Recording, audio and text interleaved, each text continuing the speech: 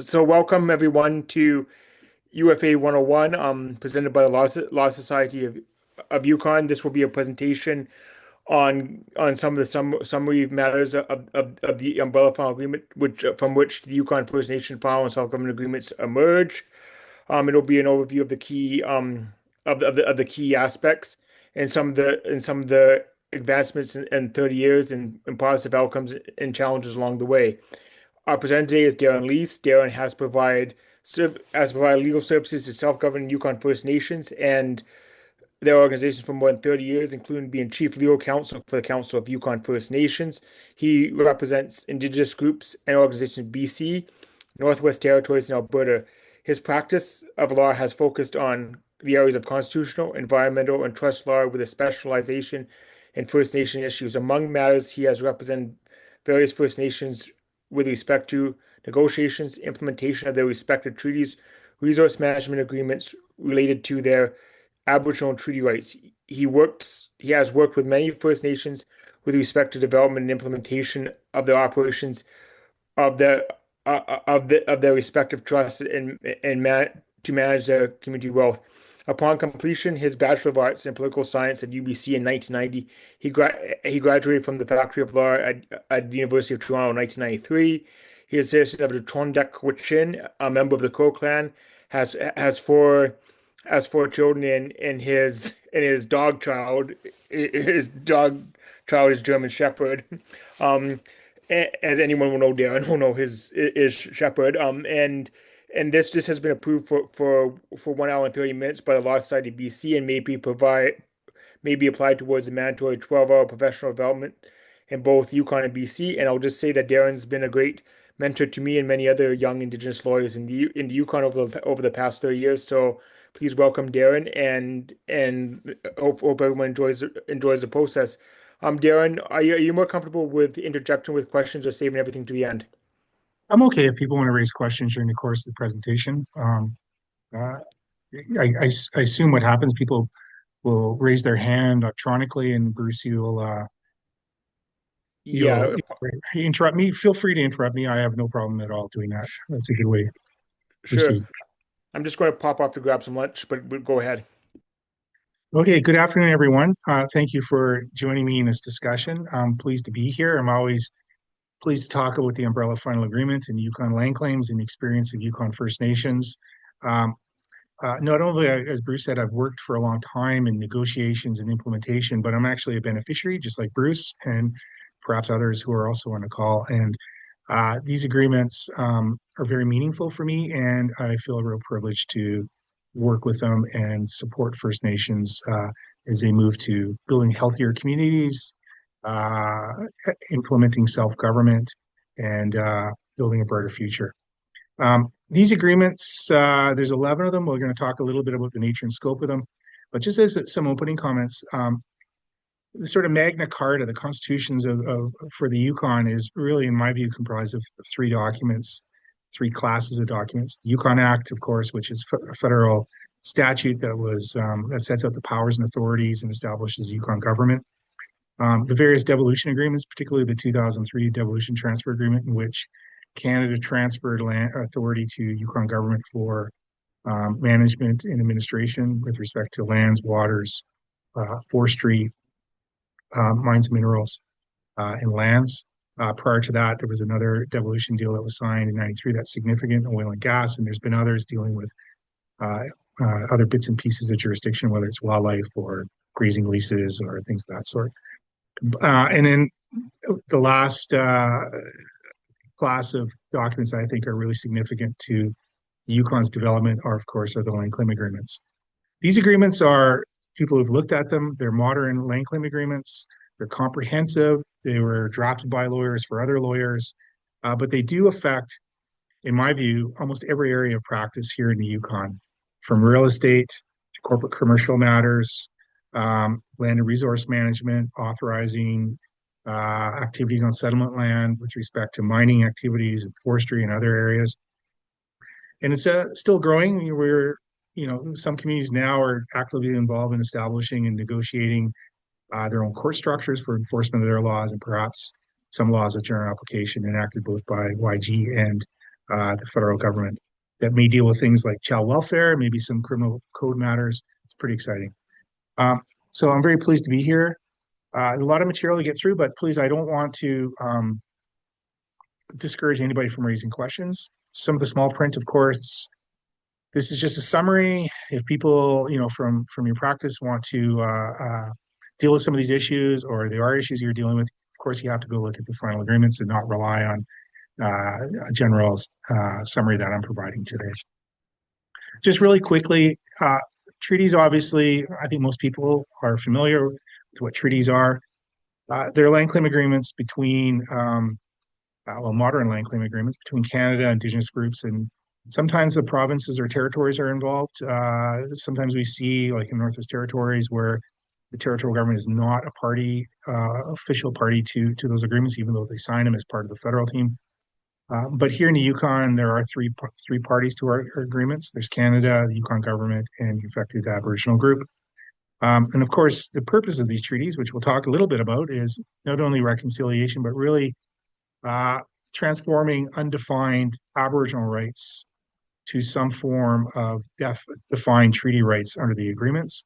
They're not definitive. Those agreements provide for ongoing evolution and growth of those rights. And we've had the highest court in Canada acknowledge that feature. But um, they're Section 35 agreements. The final agreements are. Here in the Yukon, we have a separate self-government agreement that is negotiated in our Chapter 24 of the final agreements that sets out the powers, the authorities, some of the financial provisions, support First Nation governance. That's set out in a self-government agreement, which is not a Section 35 agreement. And we can perhaps talk a little bit of why that's the case. That being said, that self-government agreement is not seen as a contract. It's a sui generis agreement. It's not a treaty. It's not a Section 35, but it's not a regular contract either. And as we know, there's a whole history of treaties and whether historic or modern across Canada, and they were really driven by settlement and development. There's starting off in 300 years ago, treaties in the Maritimes, peace and friendship treaties, relationship type treaties. Then you moved across the prairies, well, from Ontario through the prairies till 100 years ago when historic treaties making concluded. There were no treaties here in the Yukon. It could be argued that Treaty 11, may include parts of the Yukon. However, our Land Claim Agreement acknowledges that those agreements that were negotiated with respect to Aboriginal rights, mainly through the Mackenzie Valley and those territories, don't apply here in the Yukon to First Nations. Uh, as we all know, there was a big gap between the end of the negotiation and of historic treaties and the beginning of modern treaties. The first modern treaty in Canada was in 1975 with James Bay Northern Quebec Agreement. And that really resulted as a result of the Supreme Court case decision in Calder that did recognize, at least some of the judges recognized, that there was still unceded Aboriginal title on certain lands in areas where there weren't treaties, and consequently having an obligation for the federal government to deal with those issues. I'm going to talk a little bit about what First Nations were doing in 1973 and prior to that, but I also want to make the point that in Canada, there's more than 600 Indian Act bands. There's 26 modern treaties. There's some of those have self-government agreement. Most of them do. Some of them don't. Some of them have an obligation to negotiate self-government, like we see with the Gwich'in and Satu agreements, for instance, in Northwest Territories. We also see that there are some other First Nations who don't have treaties, who do have self-government agreements. West Bank and Kelowna is a good example, as well as Sechelt. But you can see that a significant number of self-government agreements in Canada are here in Yukon, where we have 11 of the 14 First Nations have entered into land claim agreements. And as we'll see in a moment, that in some cases, some communities have been self-governing for 30 years. So we've got a lot of operational experience of what works better, and a great deal of effort has been placed in the implementation of those agreements. I think it is helpful for us to, when we speak about treaties, to really go back to the court in Beckman, that sets out a very concise statement about the purpose of treaties, and it really focuses on reconciliation. If you just bear with me, I'll read through it quickly. The reconciliation of Aboriginal and non-Aboriginal Canadians in a mutually respectful long-term relationship is the grand purpose of Section 35 of the Constitution Act 1982. The modern treaties, including those at issue here, attempt to further the objective of reconciliation, not only by addressing grievances over the land claims, but by creating the legal basis to foster a positive long-term relationship between Aboriginal and non-Aboriginal communities. Thoughtful administration of the treaty will help manage, even if it fails to eliminate, some of the misunderstandings and grievances that have characterized the past. Still, as the facts of this case show, the treaty will not accomplish its purpose if it is interpreted by territorial officials in an ungenerous manner or as if it was an everyday commercial contract. The treaty is as much about building relationships as it is about the settlement of ancient grievances. The future is more important than the past. Canoeist who hopes to make progress faces forwards, not backwards. To allow one party to renege on unilaterally on its constitutional undertaking by superimposing further rights and obligations relating to the matters already provided for in the treaty could result in a paternalistic legal contempt, compromise the national treaty negotiation process and frustrate the ultimate objectives of reconciliation. This resonates with me in a very deep way. This is the work that myself and others have really been involved in for, in some case, decades. And it's interesting. We can talk a little bit about what that's meant to the Yukon, what changes this has brought to the Yukon, which has, quite frankly, benefited all community members and our society in general here in the Yukon. And I think in many ways shows the way forward, I think, for many other areas of Canada to a better future for First Nations and a better relationship with the broader community. A little bit of history. I don't want to spend too much on this. People are probably familiar with this. Before the treaty, 100 years ago, 120 years ago, prior to the Klondike Gold Rush in 1898, there were only a handful of prospectors. There wasn't a lot of contact. There was some trappers and traders, but impacts were minimal, and in fact, contact in general was minimal. The impact of the Klondike Gold Rush was a big bang. It was short-lived. It was fairly localized for the most part along the Chilkoot Pass and down the Yukon River, but really had a tremendous impact, of course, in my community in Dawson City. Disease, displacement, lots of impacts to water and salmon and fish, overhunting of wildlife, forced clear cut for the 35,000 people that had to spend the winter up there in Dawson.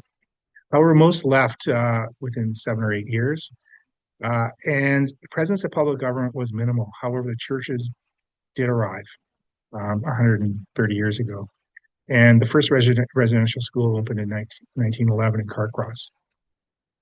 It really wasn't until the Alaska Highway where we see substantial change. So during the war, the U.S. government constructed the Alaska Highway from Dawson Creek to Fairbanks, Alaska.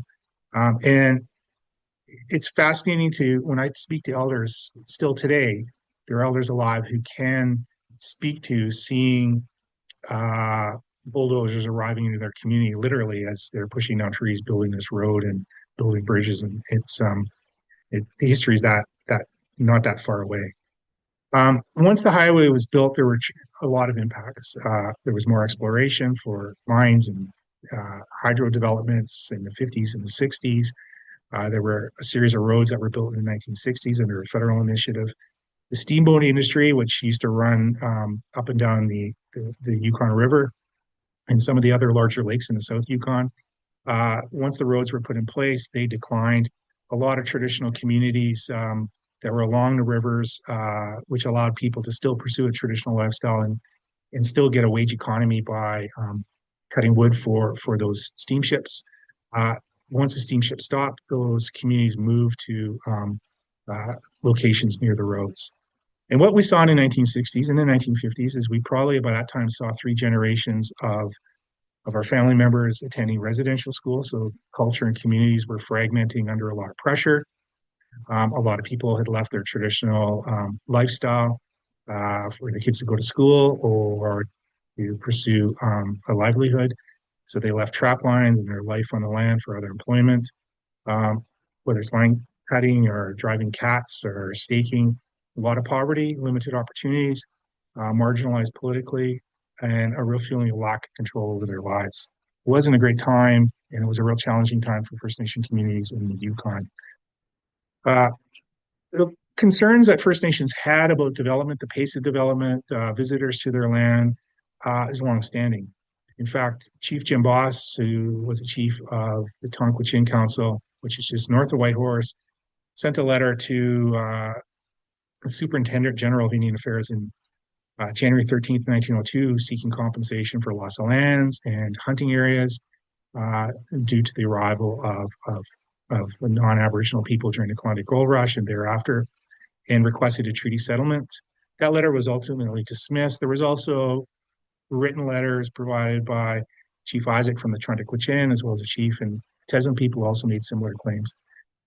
It's interesting when I see the date January 13th, 1902, the Tonquichin people, 100 years ago, exactly to that date, signed their land claim agreement, January 13th, 2002.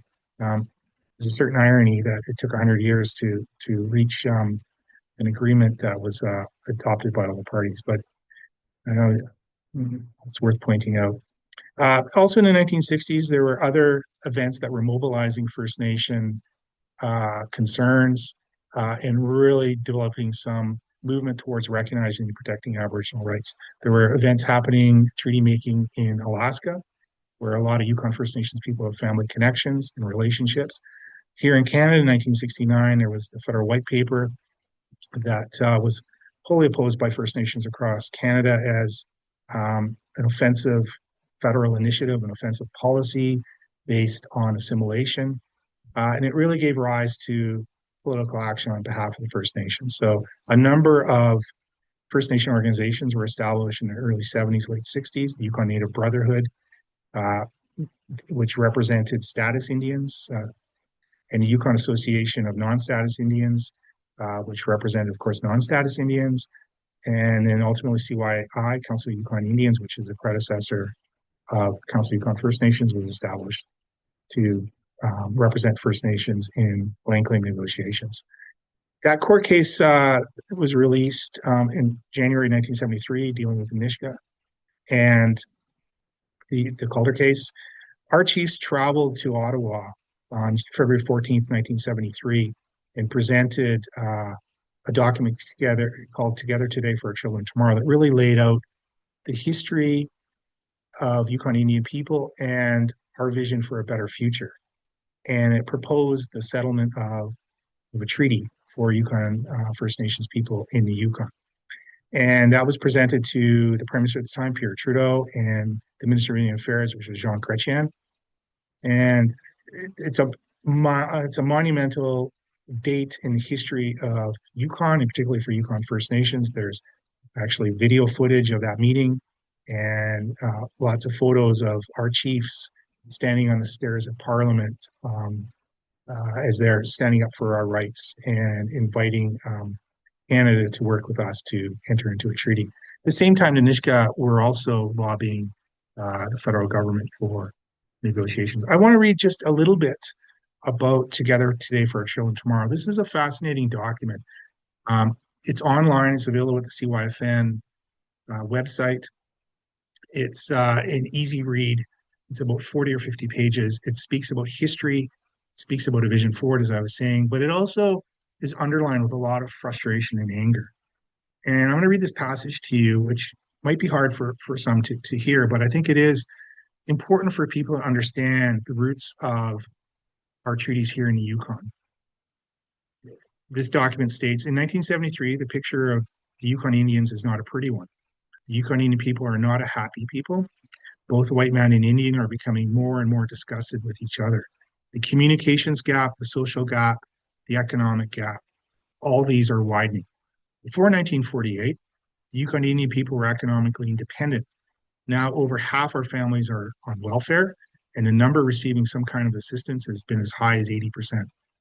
Many of our communities are completely undeveloped. There is unemployment, sickness, poor housing, poor sanitation, little or no social or recreation activities. There are school dropouts, people in jail, people sent away to hostels, etc. These communities are not only undeveloped, they are sick. It is the general health of the community which we are concerned about, the spiritual health, the economic health, and the social health. The Yukon Indian people are trying to think about what would be fair and just. We keep thinking about how we used to be independent and free. We think about being born and raised on our lands that we always thought of as our land. We remember the diseases that killed so many of our people. We've watched the white man move upon our land without even asking our permission. We've watched the white man destroy parts of our land.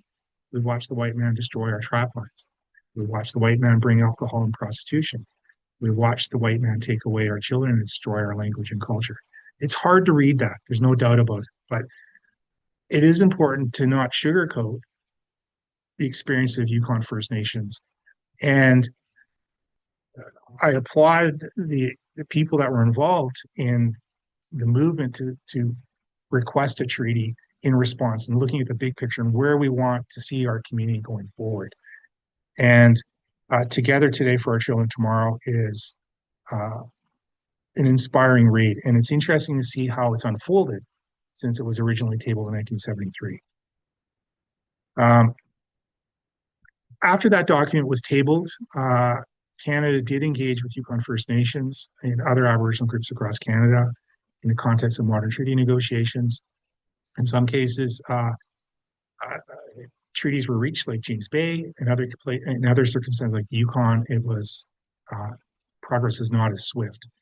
And it's not that I feel that in many ways, when I look back at the historical records and talk to some of my mentors who were involved in these treaty discussions at the time, it was completely new. It was a new way of looking at matters. There was no recognition of self-government yet. There was a lot of discussions that Canada as a nation had to go through in order to get to the point where we were able to bring forward an agreement that was accepted by our citizens.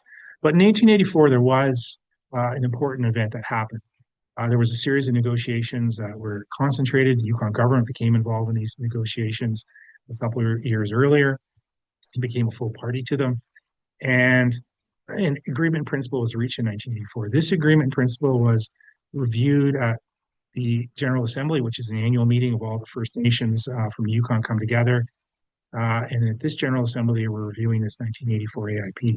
This AIP, it's interesting to note, was ratified actually by Canada and the Yukon government. And in fact, there was just on the eve of a federal election, um, John Turner came to the Yukon. He actually attended this General Assembly and urged Yukon First Nations to proceed with negotiations by endorsing the 1984 AIP.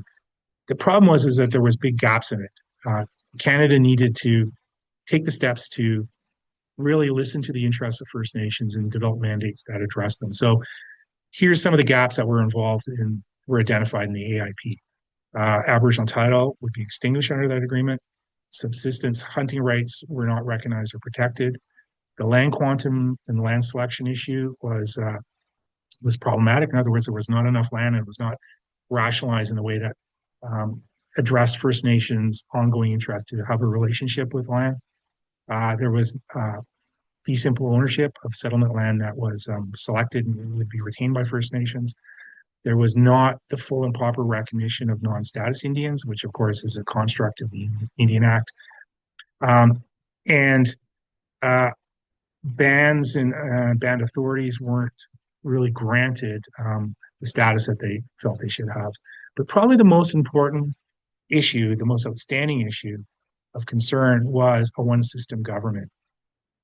First Nations in 1984 said, hey, that's not consistent with the inherent right to self-government, did not recognize the lawmaking authorities of First Nations. It only provided some limited autonomy of internal matters and the participation of Yukon First Nations in local and territorial public government structures by guaranteed representations on boards, committees, and other bodies to be established in the final agreements. And so as a result, that AIP was not accepted. It was almost unanimously rejected at the Assembly. It had went through a series of ratifications in individual communities, and some communities did support it, but there wasn't a basis of consensus for proceeding. It wasn't until a couple of years later, a lot of things, the Penner report came out and recognized the need for self-government. that Canada came back and re-engaged with Yukon First Nations, which ultimately led to a new AIP in 1989. Pierre Cadieux signed it on behalf of Canada, and that formed the basis of the negotiation of the Umbrella Final Agreement. Now, the Umbrella Final Agreement is an agreement that sets out the parameters for each individual community to negotiate unique um, provisions that deal with the circumstances of their own community, whether it be certain protected areas, um, perhaps some specific provisions dealing with land or resource management.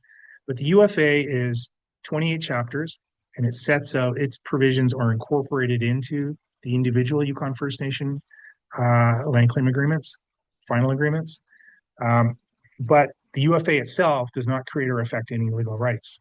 That only happens when the final agreement and the self-government agreement for individual communities are ratified by their citizens and by Canada and by YG.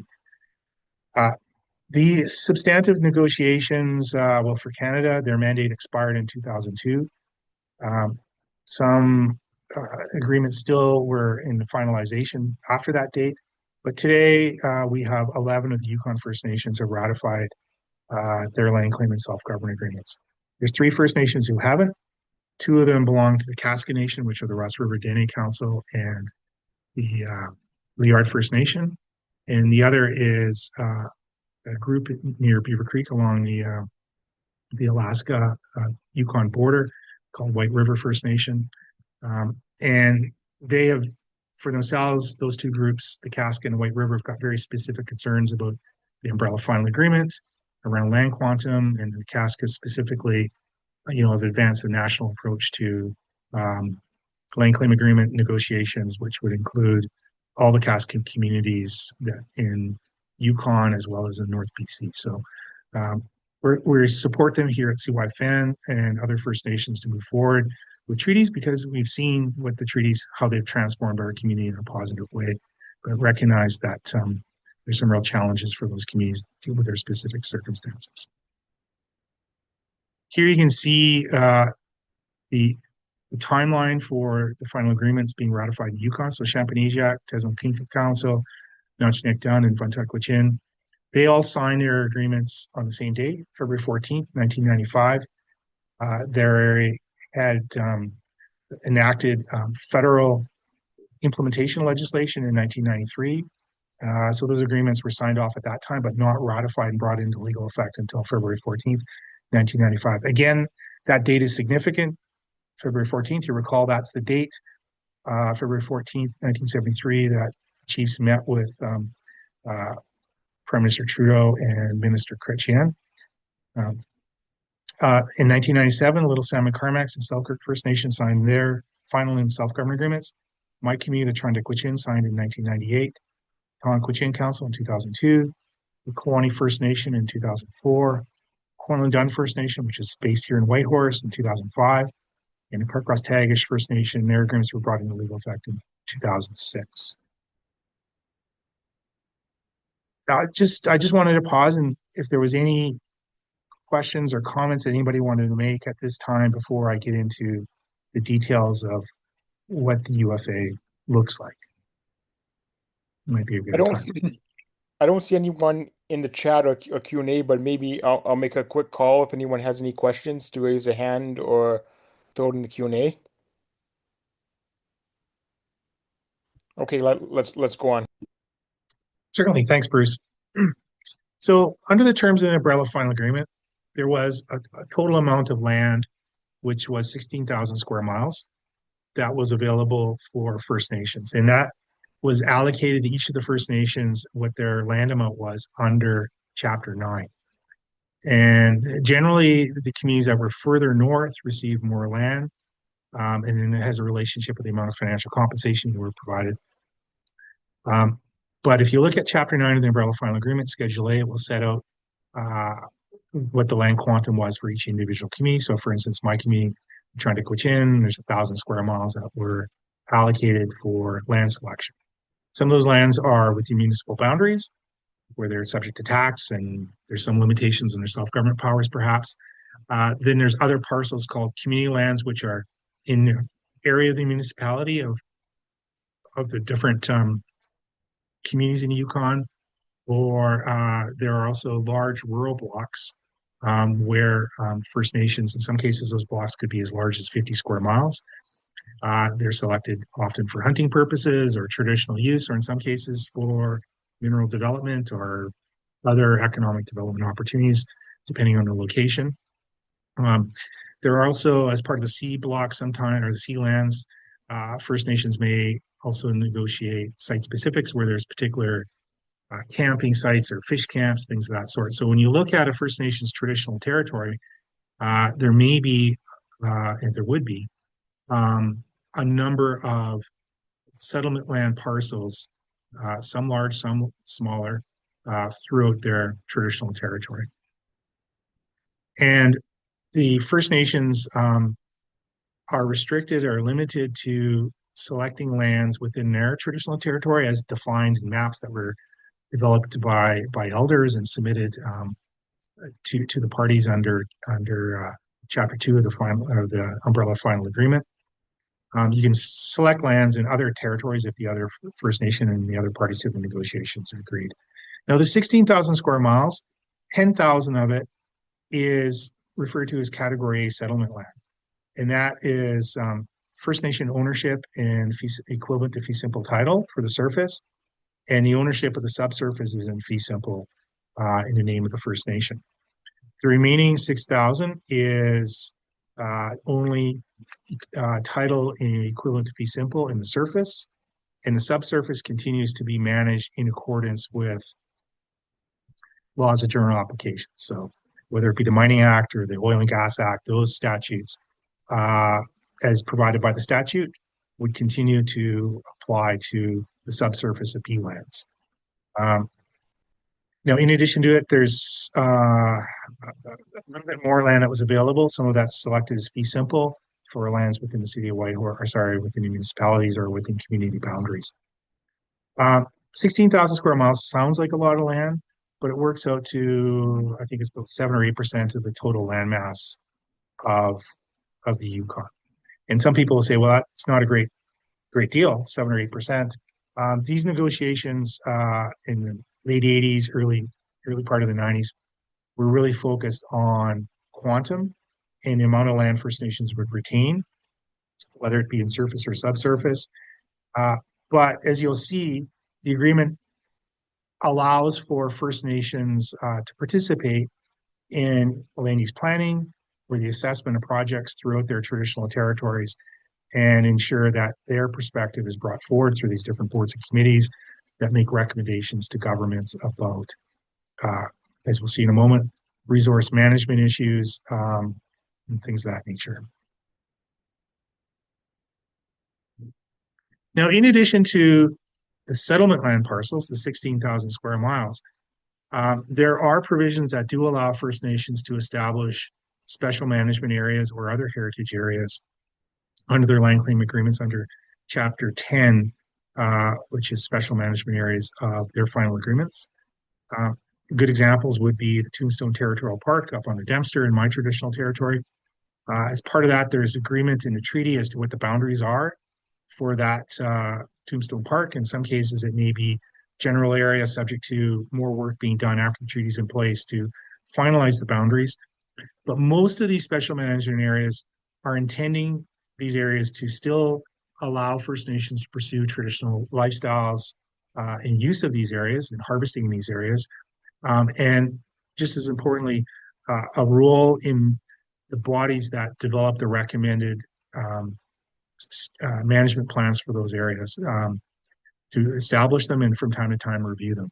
Other other examples would be the Selkirk Heritage Site under the Selkirk First Nation, a very specific area that's managed collaboratively with the First Nation and YG on a heritage site that was located on a traditional use site for the Selkirk First Nation, or the 40-mile heritage site downriver from Dawson City. In that case, that's actually a joint ownership arrangement. So again, trying to ensure that there's collaboration with Yukon government about identifying these areas that could be enjoyed by all Yukoners while still recognizing Aboriginal and treaty rights uh, within those areas. Darren, we have a question on land, so maybe I'll put it to you before we go on. Sure. So Darcy asks, what is the current law regarding the extent to which Aboriginal title is or is not fully extinguished on non-settlement lands? Do you believe this will or could change with future interpretations or reinterpretations of the agreements? Yeah, I think it's going to change a lot, Darcy, and we'll get to that probably at the end of this presentation.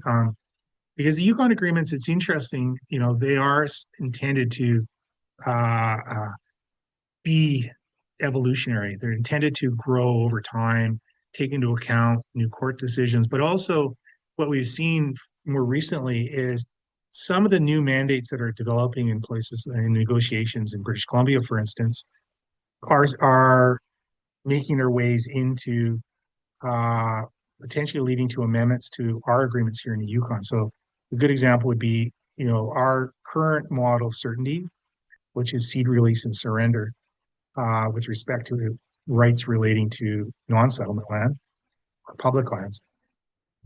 Uh, in British Columbia, there's new models called predictability models that there has been some discussion about looking at the opportunity to amend our agreements, whether it's about predictability or whether there's other provisions that deal with a periodic review that are contemplated in British Columbia, where it's kind of like a most favored nation clause that relates to our final agreements, uh, where if there's other more progressive provisions negotiated elsewhere in Canada that there's an opportunity to examine and see whether or not it would make sense for them to be included into a revision or an amendment to the final agreements, or even the Section 87 rights. There's been some discussion about that. A really good example of how that's worked is that, for instance, we'll get to in a moment, the financial compensation provisions of the umbrella final agreement required uh, loans to be paid back that were provided by the federal government for the negotiation of the land claim agreements in the Yukon. So most of the First Nations, over the course of the 10 years of their the payment of the financial compensation amounts, the 15 years, a portion of the loan was deducted from the annual payments, those 15 annual payments. In British Columbia, there was a significant mandate change where there was no longer a requirement for First Nations to pay back those loans. And Canada did the right thing in this view, in my view, and probably others, that they decided that they would extend that benefit to the Yukon First Nations, including those who had already paid back their loans, and agreed to reimburse the loan payments that were made in accordance with the terms of the final agreements um, over a period of 5 years.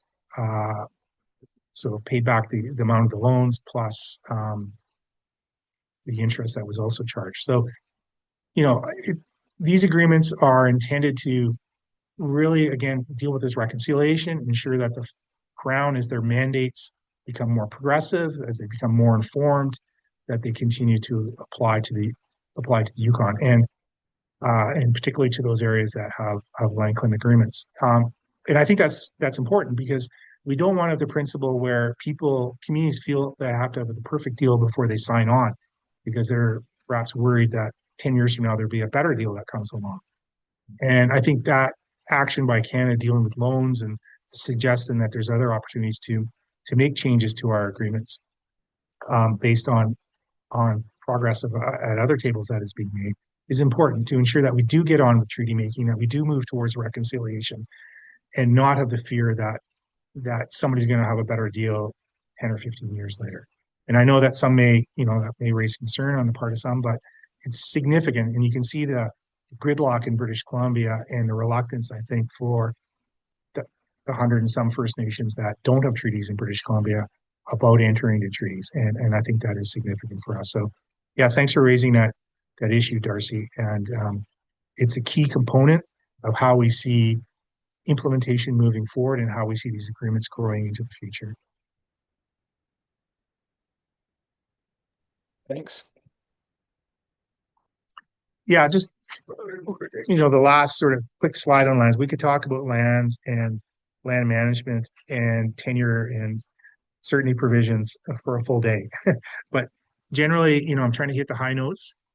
Yukon First Nations continue to have a right to access, cross, and stay on Crown land for commercial and non-commercial uses, uh, whether that be for exercising traditional practices or some commercial activities. And similarly, First Nation land that is deemed as undeveloped is open to third parties so long as they're not creating damage or being a nuisance, things of that sort. So, um, but in order to determine whether a parcel of settlement land has been deemed developed or undeveloped, you would have to go look at the final agreement and look at the appendix of the land description, and it would indicate there whether it's developed or undeveloped, and that may change over time. First Nation and government parties may agree to change that designation. That designation is not related to anything to do with tax. The tax is something else called improved and unimproved, not developed and undeveloped. Developed and undeveloped relates to access, um, not dealing with tax liability, which is a different term. So it's interesting. One of the unique features of the Yukon, which we don't see this extent of boards and committees in intergovernmental relationships in British Columbia, is the establishment of management boards, committees, and councils under the land claim agreement. So in the various chapters, uh, there may be various boards and committees that are established. And this is really a remnant going back to that 1984 AIP, which had this concept of a one system of government, right? A one government system. And instead of having First Nation rights and authorities recognized, there was a proposal under this one system of government, one government system, to have boards and committees that would provide recommendations and advice to territorial or federal ministers on a variety of subject matters. These boards and committees, even though now we do have self-government, are still part of the agreements, and they're a fundamental part, and they're very, very important for a couple of reasons. One, they're comprised generally, not in all cases, but generally of 50-50 appointments or nominees made by First Nations and nominees made by government. The nominees made by First Nations are appointed by the minister, and we've had very, very few circumstances where a nominee made by a First Nation for a board and committee was not accepted. But these boards and committees are established for the most part to make recommendations. The members of these boards are not delegates of the parties who nominated them or appointed them.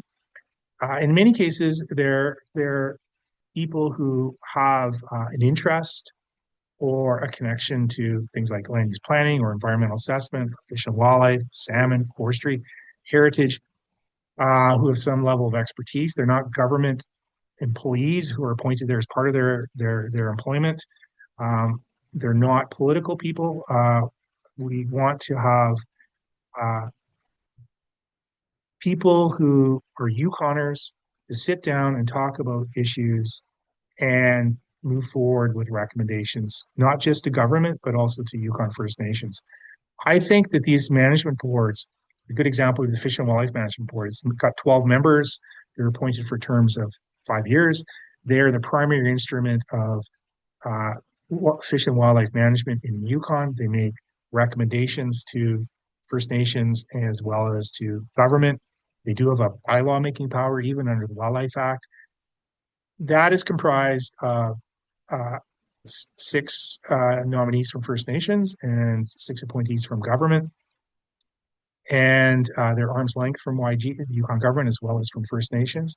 And what we've seen over 30 years, through some growing pains, but we have seen this is reconciliation in action, where Yukoners who have got different perspectives, but a similar interest in whatever the resource is, coming together to build relationships by working together, sharing information, informing each other.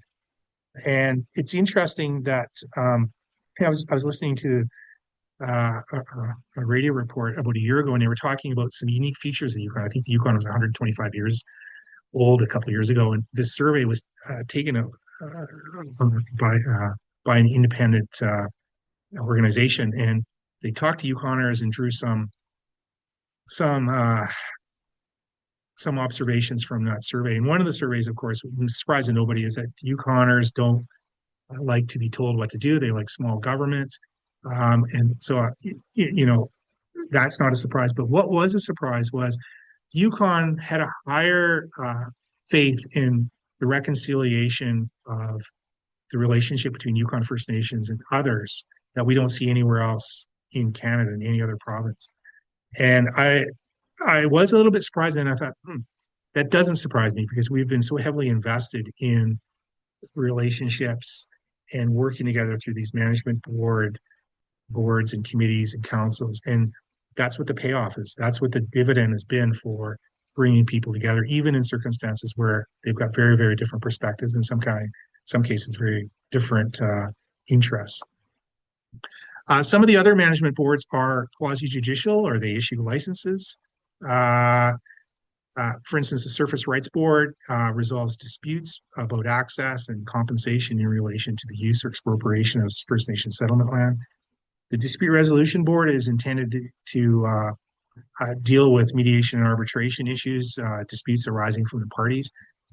It is interesting, it hasn't been heavily used, dispute resolution, and neither, for that matter, is the Surface Rights Board. Surface Rights Board imposes an obligation on parties to be able to prove that they have made good faith efforts to try to resolve disputes before they come to the board. Uh, we have an enrollment committee, which is also established. It's now, most of those committees are dissolved, and those responsibilities now are carried out by First Nations, but they were independent from parties to ensure that First Nation citizens and beneficiaries were enrolled. And then we have a water board that's established under the Yukon Waters Act, which used to be a federal legislation prior to devolution, that issues licenses for water use. And on that board, the First Nations nominate three of the nine members. Um, so it's a unique feature to the Yukon, not a unique feature to Northern agreements, though. You see management boards, committees, and councils being established in other Northern land claim agreements, but certainly not, I haven't seen many of them, if any, in British Columbia. On the harvesting side, this is important for First Nations. Yukon First Nations have a right to harvest any species of wildlife and freshwater fish in any numbers for themselves and their family within their traditional territory for subsistence purposes. If they want to harvest in other areas of the Yukon, they would need to get the consent of the affected First Nation. These rights, of course, can be limited specifically for conservation, public health, or public safety. If that's going to be any limitation, it has to be set in legislation, and it has to obviously be there has to be a consultation process. Salmon, has been a real issue here in the Yukon. Like other species, like until recently, some of the caribou herds we see in the South Yukon, salmon, there's been a self-imposed restriction on harvesting by Yukon First Nation people. There hasn't been a requirement for there to be any limitation under the land claim agreements. First Nations have recognized that there is a need to take a pause, in some cases for decades, on some of these species in order for them to hopefully rejuvenate their numbers. Some of the financial matters in general, the bargain under the umbrella final agreement was $242 million in 1989 money, with the financial compensation provided under each of the land claim agreements. That $242 million is divided. There's a formula that's set out in Chapter 19. There's 15 annual payments that were made to individual First Nations that ratified their land claim agreement. This amount is compensation for the transformation of Aboriginal rights, undefined Aboriginal rights, for the rights that are defined under the land claim agreement. As it mentions here, there is on the slide, each of the First Nations did borrow money to negotiate their negotiations or their land claim agreements. In some cases, the interest rates, they fluctuated. In some years in the early 80s, it was a very high interest rate, and it tapered down. And as we got into the 90s, its interest rates decreased, but still was significant. And as I said earlier, that amount has been reimbursed and is complete as of last year. 5 annual payments that were paid to reimburse the First Nations for the amount of those loans plus the interest. Those loans were significant because each of the First Nations carried part of the loans that were made to Council Yukon Indians in the 1980s. And also, there were a portion of the loan amounts that were paid as elder payments to ensure that our elders received some benefit from the land claim agreement um, while they were still alive. I should point out that the amount of the elder payments were not part of the reimbursement. So Darren, a multi Noel Sinclair came in with a $250 million question. What have the land claim agreement parties learned about the process of negotiating complex multi-stakeholder interjurisdictional agreements? On a practical level, how do we get to yes at a negotiation table with so many vested and conflicting interests? Well, yeah, that is the $1 million question. It's it's certainly not easy. It's a difficult decision for First Nations to consider modifying their Aboriginal rights in accordance with the treaty. It takes tremendous preparation for the community. I've been involved in a handful of treaty negotiations and directly involved almost for the entire process for three of them. And it takes a lot of internal work with elders, with youth, with citizens. It takes a lot of obviously strong dialogue with government about progressive mandates, about really listening to what interests are. It's challenging because I've been involved in BC negotiations as well, where it hasn't been, frankly, very effective. And maybe there's just too many parties that the BC Treaty Commission is trying to facilitate, or BC government or the government of Canada is trying to engage with. But you do need to you got to play for the long game. You're not going to get a treaty done in 18 months. You're not going to get an AIP done in 18 months. It takes time, and it takes a very strategic approach for First Nations and government to lead to an agreement that can be submitted to the community for ratification.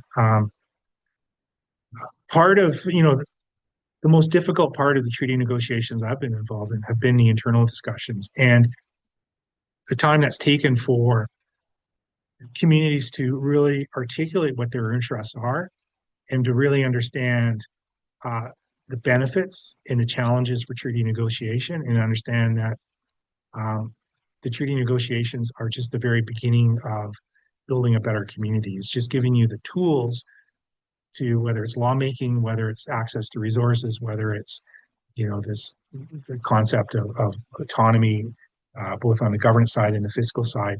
Um, and there's a lot of work to be done. And of course, here's the bottom line: you can have the best legal team in the world trying to negotiate a land claim agreement for your community, but unless community members are directly involved in those negotiations, I can say, it would be really hard for that agreement to be implemented successfully by communities because lawyers come and go, but you do need champions in the community who know the agreement, that people trust, that the way forward is what they're recommending, and of course having good communications with elders. We could talk forever around how to get to yes, and I'd love to have that conversation because there are a lot of lessons to be learned in these type of negotiations. And as lawyers, we dealing with disputes and making difficult, negotiating difficult subject matters every day.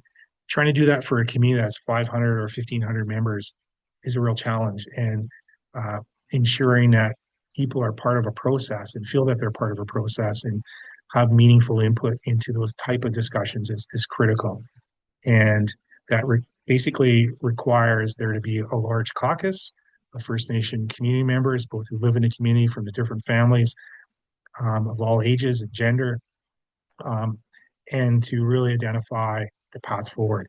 Fortunately, here in Yukon, the Umbrella Final Agreement provided the bones, the structure for what those treaties would look like, and still provided enough flexibility for communities to really deal with community-specific issues. But you can see it took 11 years of negotiations just from the first ratification process 95 when those agreements were brought into effect, the first four until Carcross-Tagish 11 years later. It's a long process. But the investment is significant, and I'm quite pleased to have discussions about what the outcome is, and 30 years later in some cases. It's there's still issues, there's challenges. We're going to talk a little bit about that, but it definitely, from my point of view, is the way forward. Thanks, Darren. We have another question kind of on a similar line.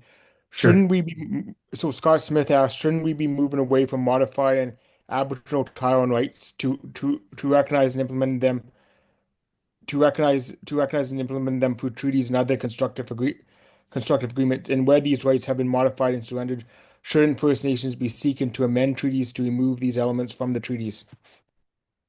Yeah, I, I think you're right, Scott. It's important for treaties of that degree of certainty. We don't want there to be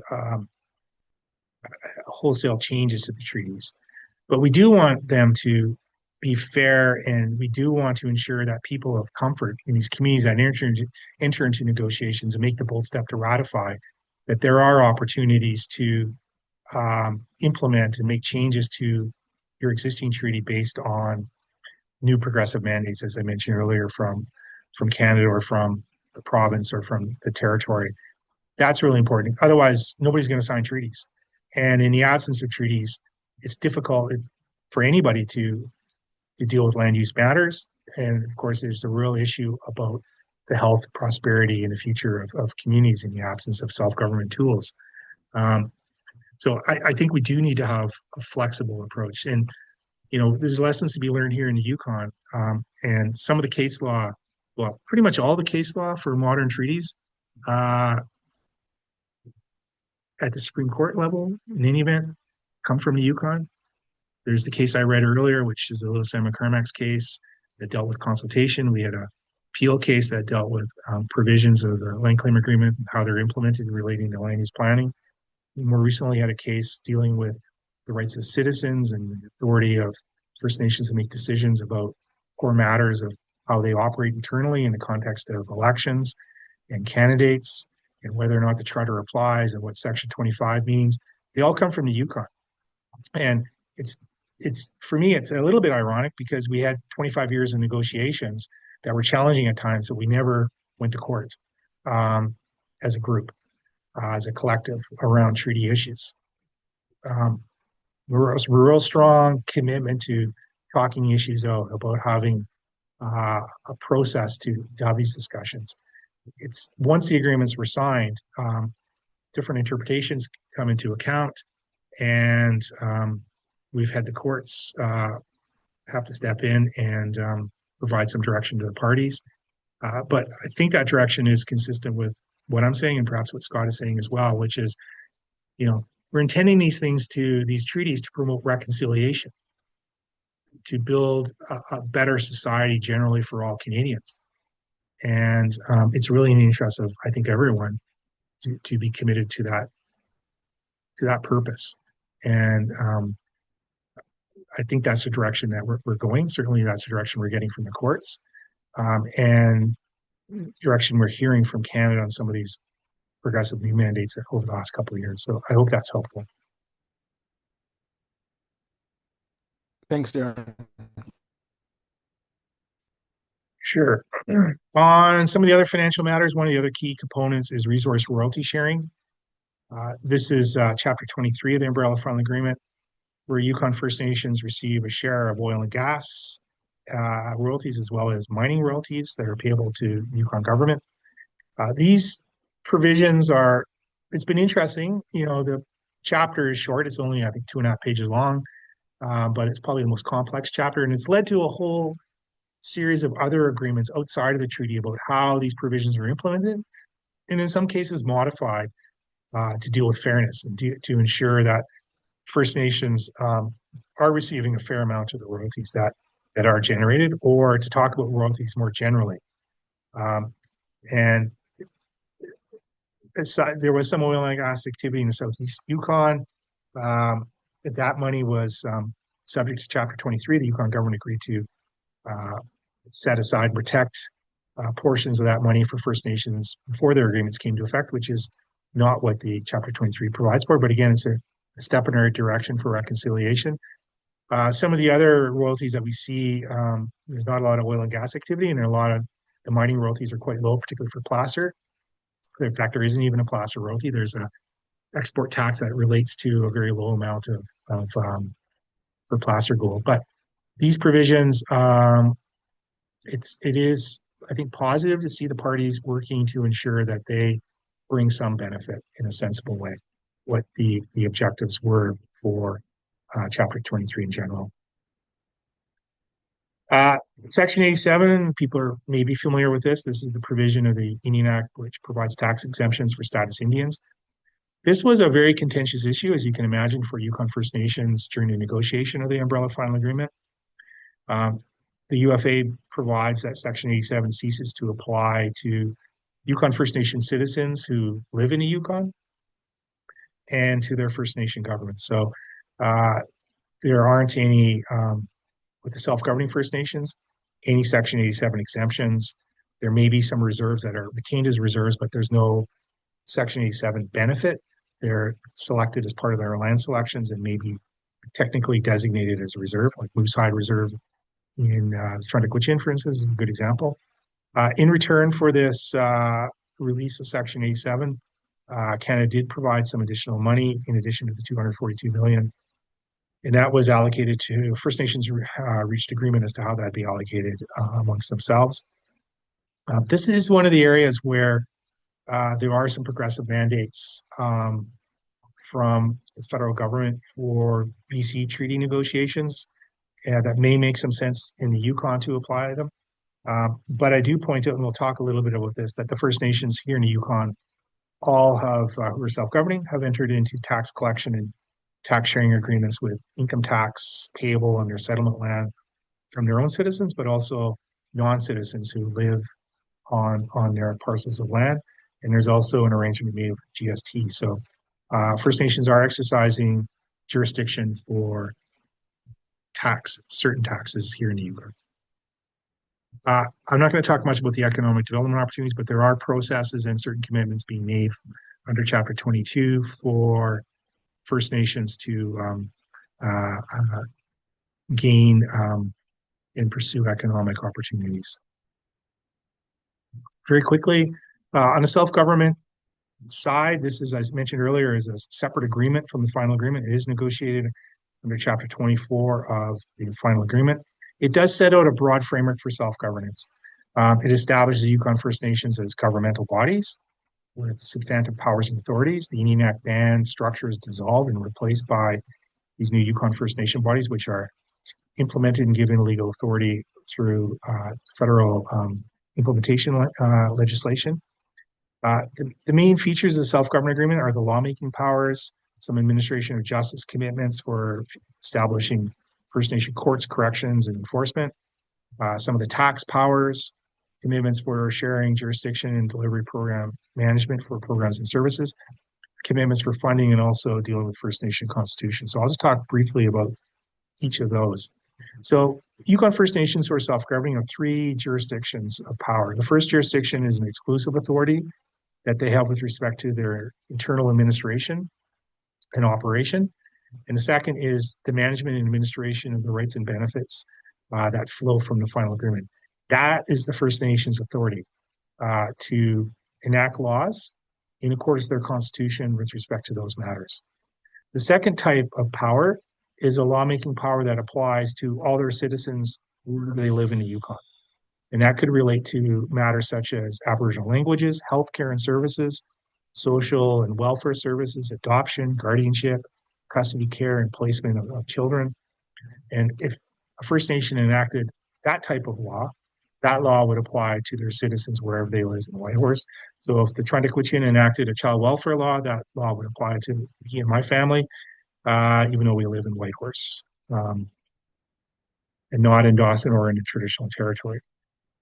The third type of law is a law that the First Nation can enact that relates to their settlement land and all persons that are present on their settlement land. And deals with zoning, deals with use and management, protection of settlement land, pollution laws, operation of motor vehicles, things of that nature. Now, there is no legislative void. The laws of general application generally are going to apply to First Nation lands. The only exception would be things like the Mineral Act does not apply to the mines and minerals on Category A lands because it's not a public resource. It's owned by First Nations. But these other laws do continue to apply to our lands and our citizens.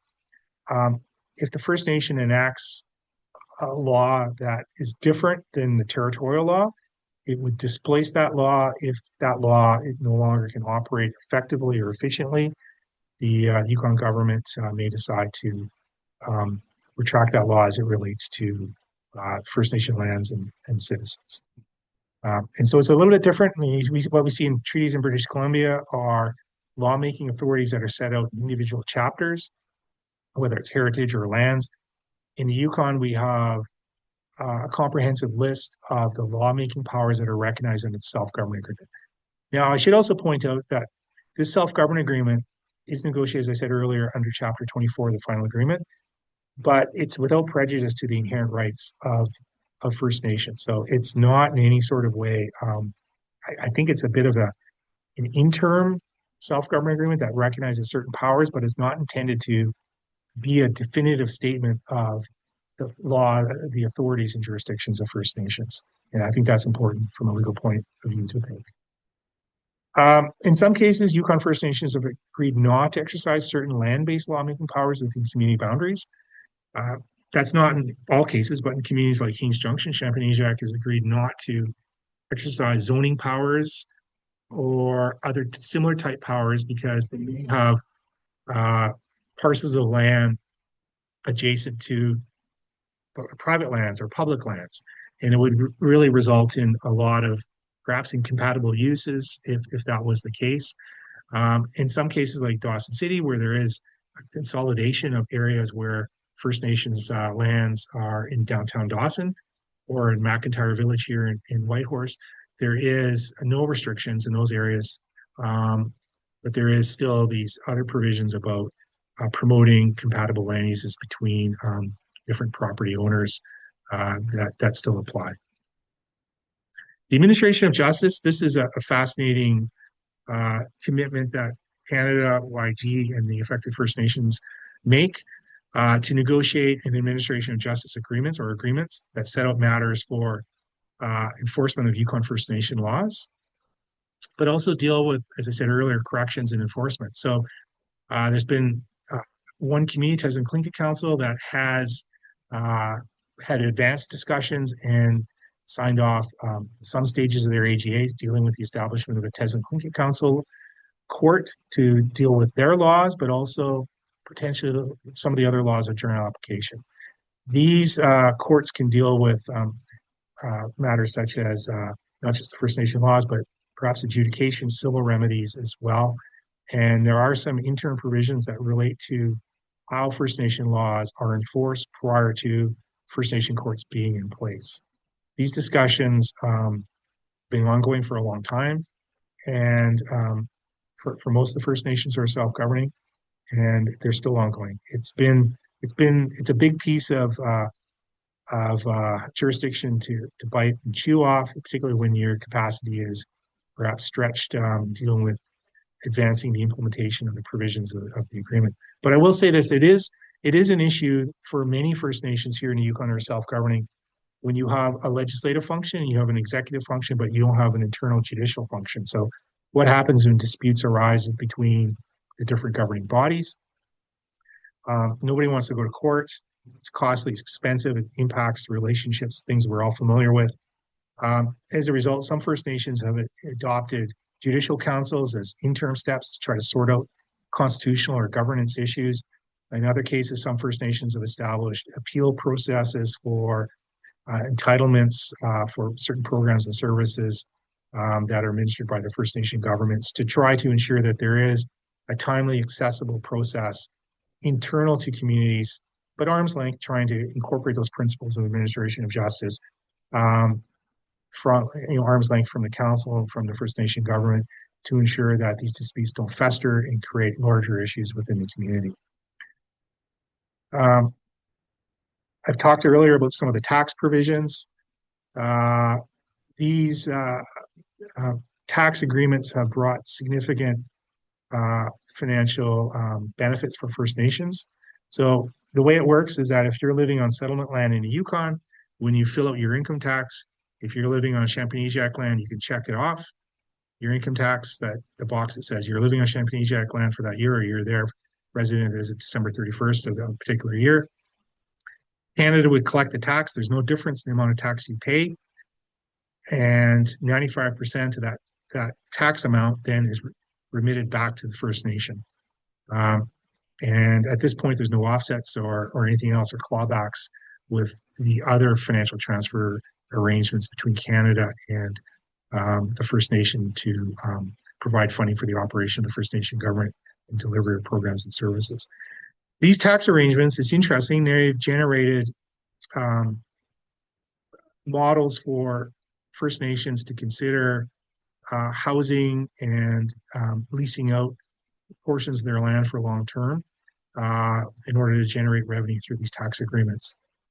Um, there's still other work to do on taxes, whether it's corporate tax or some of the commodity tax of gas, liquor, cigarettes that still is outstanding. And again, it's I think probably on the list of priorities for First Nations, but other matters are being dealt with at the moment. Program and services, there is a mechanism that allows First Nations to negotiate assumption for responsibility for the management, administration, delivery of certain programs and services. Most of these programs that are subject to these called program and service transfer agreements relate to programs that were previously delivered to First Nation communities through the federal government for status Indians. But there has also been some other smaller areas of jurisdiction strategically negotiated by First Nations.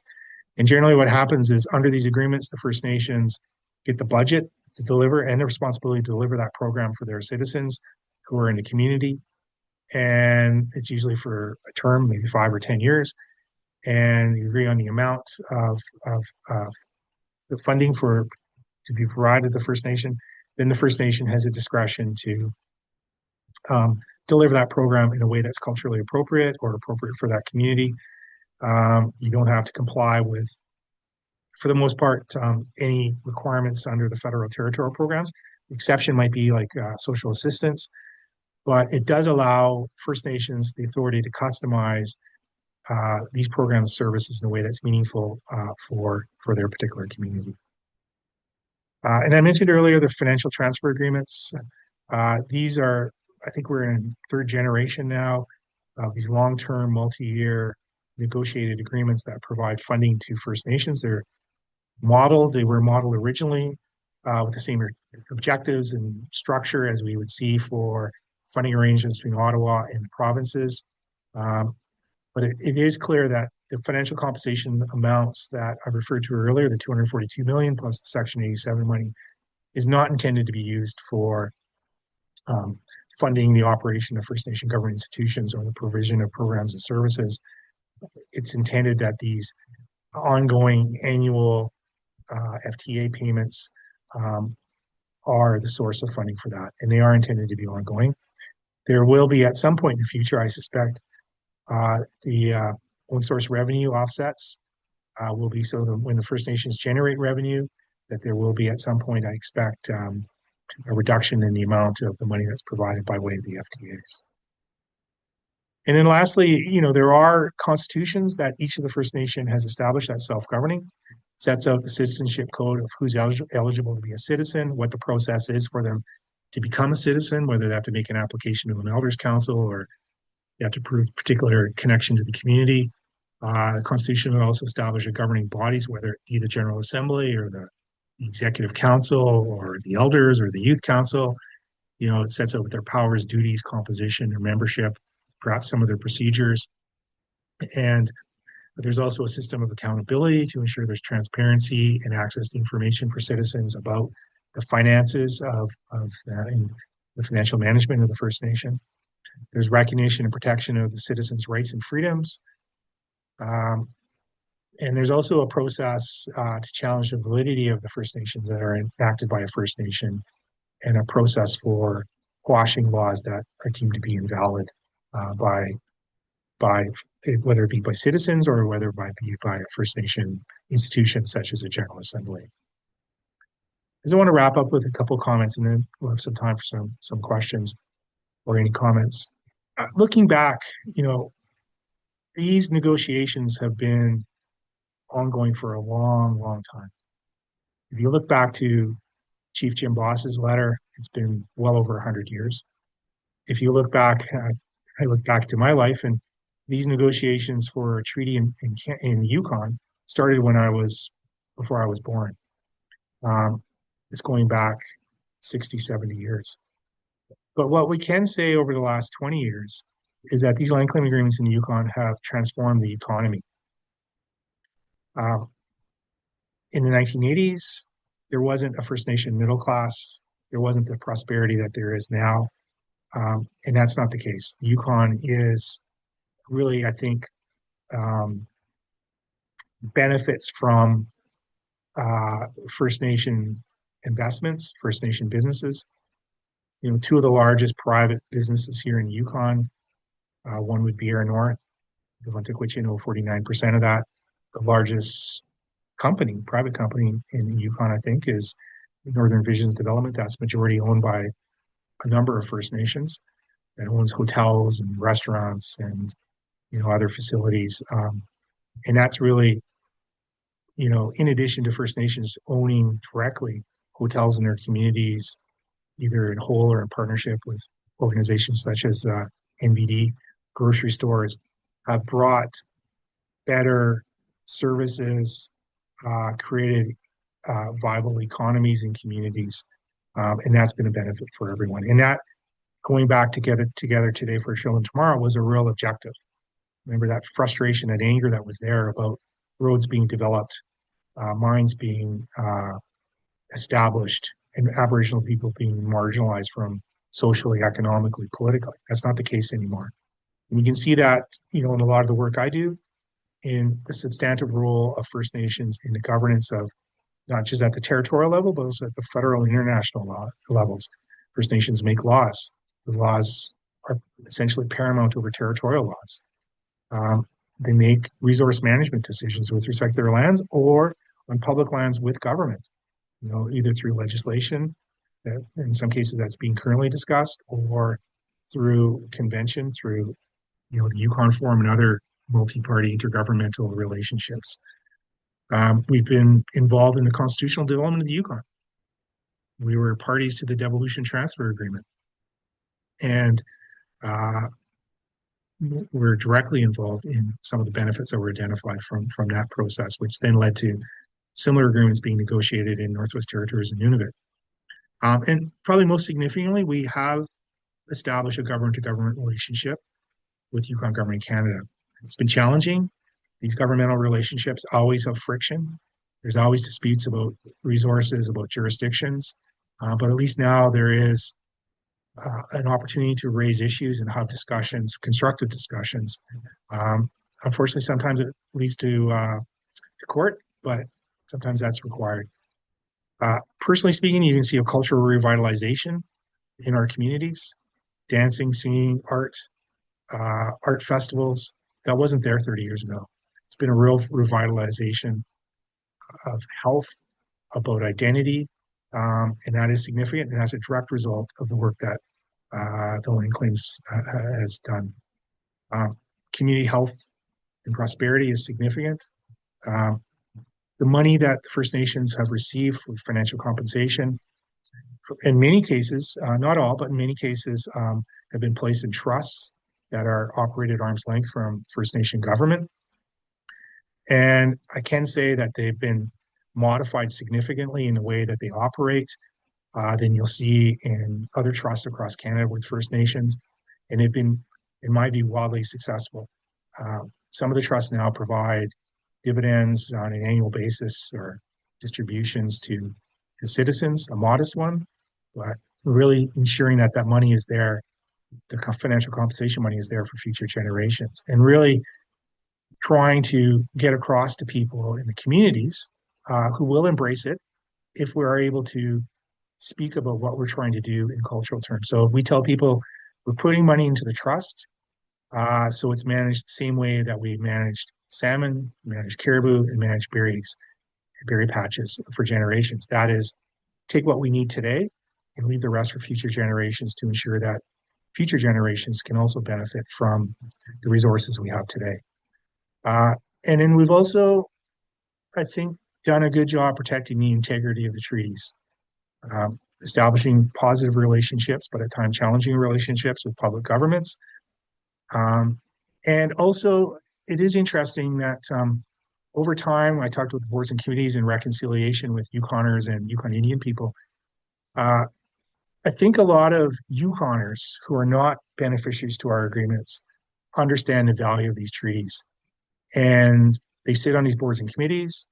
They can participate in these boards and committees in the processes, whether it's YESA or whether it's the Fish and Wildlife Board, and have a say in the management of those resources and Yukon resources um, that wasn't there before. And as a result, I think there's much, much broader support for treaties and treaty implementation in Yukon. That may be challenged a little bit because what we've seen in the last 10 years is a real growth in the Yukon population. So our work is, I think, never ending to continue to explain to Yukoners about the value of the treaties and the need to have their support to implement them. Some of the challenges, there, of course, is ongoing community uh, wellness issues, concerns around education, although First Nations now have established a First Nation school board with Yukon government, child and family services. We're much more active now. I think we will. I think you'll probably see a lot more child and welfare legislation and concrete steps being taken by First Nations to be more involved. And, one of the other challenges is that we have three First Nations who do not have self-government agreements, who do not benefit um, from those agreements, who are, in some ways, it's difficult. Um, and we need to continue to reach out to them and ensure that we can support them where we can on the governance side and on collaboration, which we try to do on things like education and child and family services. Uh, Challenge always is going to be treaty and self-government implementation. There's capacity issues. We don't have enough people. There's capacity issues on the part of the Yukon government as well. And people need to remember the Yukon government 20 years ago when self-government was just being implemented at the front end of it, received devolution authority under the devolution transfer agreement from 2003, and suddenly had way more jurisdictions that they are responsible for. So the capacity is an issue that I think is a common feature across governments in the Yukon. And then reconciliation, of course, is always a challenge, but it's something that I think we're making tremendous progress, in my view. And I did talk already earlier about the evolution of the agreements, about the enhancement of federal negotiation mandates elsewhere in new courts. So that's a lot of stuff to talk about in an hour and 20 minutes. So we had a couple comments. I'm not sure if there's Bruce, if there's other people who want to make a comment or have any questions, but thank you for listening to me. And now I'd like to listen to you if you have comments. Yeah, I'd be very interested to get more questions or comments from anyone. And also feel free to contact the Law Society because we're looking at making this is kind of an introduction to a series on Yukon First on the law around Yukon First Nations as we look to develop more meaningful training and in response to the TRC recommendations by law societies. I see we do have one comment, so we're looking forward to that. And thank you. And I'll just go for that comment now, actually. So, oops, wrong one. Darcy Kachuk again. Excellent presentation with some different perspectives and analysis that I haven't seen in other similar programs. As you are aware, we get a significant number of new lawyers every year, and not everyone was able to view the presentation. So I suggest that this presentation and or an revised and updated versions be presented at least every 2 or 3 years, if not more frequently. Thanks for that, Darcy. I can advise that we are working on a very holistic version of this, and this also will be available on the Law Society YouTube channel. So certainly, if you have colleagues who are interested in this area and weren't able to attend today, I certainly encourage you to reach out to them and get them to view this on YouTube at their leisure. So that's an excellent opportunity that's available. Thanks, Darcy, and certainly if anyone has any other thoughts on this, please reach out to the Law Society and we will work to develop more specific programs as we go on. Yeah, and I should say, Bruce, that there are a lot of excellent sources of perspective on land claim negotiations and implementation. There's very informed people who work for the Yukon government as well as in private practice who deal specifically with like some of the land issues and land registry issues, which I think would be of particular interest. And I would encourage you to reach out and involve them because there's a lot of knowledge here in the Yukon, and I think it's really important for us to share it. Scott Smith says, thank you for your presentation, Darren. Um, Rick Buchanan says, excellent presentation, Darren. Many thanks.